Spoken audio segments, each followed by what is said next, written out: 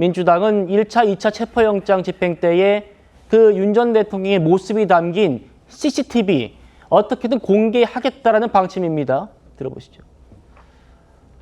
윤석열 체포영장 집행 과정에서 제대로 이루어지지 않았는데 그 당시 CCTV를 공개해서 저희들이 열람을 볼 수 있게 요구를 했었는데 그 당시 구치소장 같은 경우는 개인정보보호법을 들어서 거절을 했습니다. 법사위에서 의결을 하면은 네. 정식으로 이것을 받아볼 수가 있더라고요. 다음 법사위가 열리면은 여기에 대해서 CCTV 영상을 자료 요구를 할 예정입니다. 예. 그러면은 그걸 거기서 받아서 법사위에서 그것을 열람이나 또는 볼 수 있지 않나.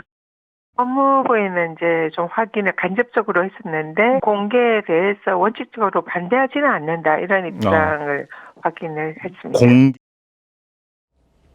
곽규택 의원님. 예. 지금 뭐 특검도 동의하고요.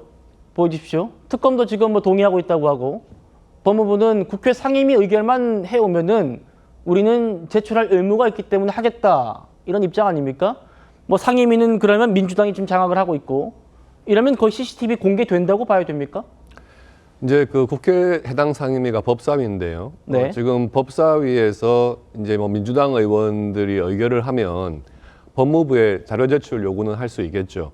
그러면 동영상 자료니까 제출할 의무는 있습니다.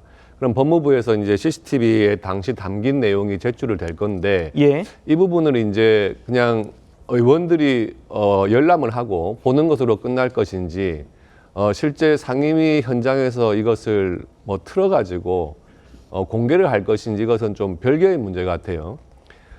그 장면이라고 하는 게 이제 윤석열 전 대통령을 체포하려고 하는데 저항하는 그런 모습이 담긴 구치소 내의 장면인데 네. 지금 그것을 공개를 해가지고 과연 어떤 효과를 생각을 하는 것인지 상당히 의문입니다. 당시 어떤 상황이 있었다고 하는 것은 이미 다 진술과 언론 보도를 통해서 확인이 된 상황인데 그런 적나라한 모습까지 굳이 국회에서 틀어서 공개를 하겠다 하는 것은 좀 망신 주기 하려는 의도가 분명해 보이고요. 이것은 뭐 전직 대통령을 떠나서 한 명의 수감자에 대한 아주 엄중한 인권 침해라고 보여집니다. 예. 그 부분은 민주당에서는 저렇게 망신 주기용으로 굳이 공개를 하려는 의도하에서 자료 제출을 요구하는 것 같은데 실제로 저게 국회에서 민주당의 일방적인 진행에 의해서 공개가 됐을 때 국민들께서 보시고 과연 잘했다, 공개를 잘했다 이렇게 하실지 아니면 민주당에서 정말 망신 주기를 하고 있구나 하는 생각을 하실지 예. 그것은 뭐 두고 봐야 될 일인 것 같습니다. 예, 최인호 의원님께 좀 반론 듣겠습니다. 지금 민주당에서 서울구치소장도 바꿨잖아요. 그럼 이제 서울구치소는 협조할 테고 법무부도 뭐 정성호 장관이 있고 지금 뭐 상임위에서 의결만 해와라 우리 내주겠다라는 입장이고 상임위 법사위는 민주당이 더 다수고 CCTV 공개가 되는 지금 수순인데 국민의힘에서는 이거 망신주기 아니냐.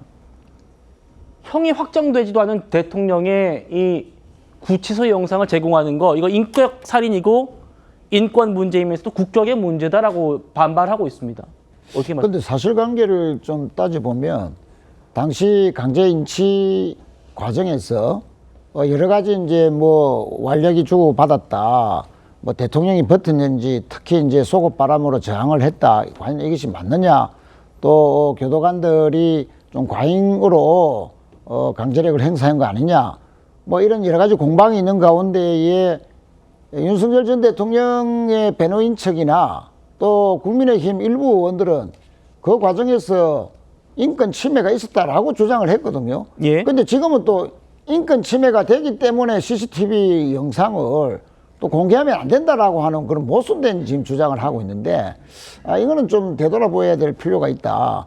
과연 그 국민의힘의 일부 의원님들이나 또 윤석열 전 대통령 측의 변호인들의 주장대로 과연 인권 침해가 있었는지, 교도관들이 어떤 물리력을 법적인 범위를 넘어서서 행사를 했는 것인지 이런 부분에 대해서 한번 진상을 제대로 한번 따져보자 하는 그런 것은 저는 국회 차원에서 있어 보인다 이런 생각이 들고요. 네. 특히 그 윤석열 전 대통령이 속옷바람으로 바닥에 들어 누워서 그 완력을 행사했고, 특히 이제 그 교도관들이 물리력을 행사하려 갔는데 문을 열어보니까 속옷 바람으로 바닥에 들어 누워 있으니까 전직 대통령에게 도대체 그런 광경을 상상도 못했기 때문에 손도 못 댔다 하는 또 그런 주장도 있지 않습니까?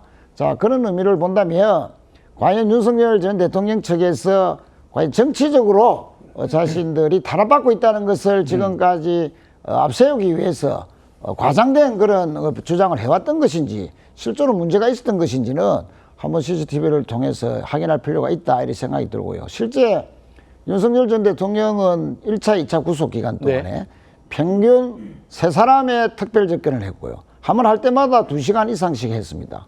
그러니까 6시간 이상, 그것도 특별 접견실에서 황제 접견을 했다, 이런 말까지 나오고, 심지어 최근에는 아니 뭐 핸드폰까지 사용을 했다라는 그런 보도까지 나오는데, 그건 이제 1차 구속 때 얘기죠. 그렇습니다. 그런 과연 그 증거 인멸을 교도소 안에서도, 구치소 안에서도 한 것 아니냐라는 그런 것까지 포함해서 자천된 그 구치소장의 예. 어떤 윤석열 전 대통령에 대한 과잉 어떤 특혜, 이런 부분들도 아울러서 한번 같이 들여다볼 필요가 있다, 저는 그렇게 생각합니다. 알겠습니다.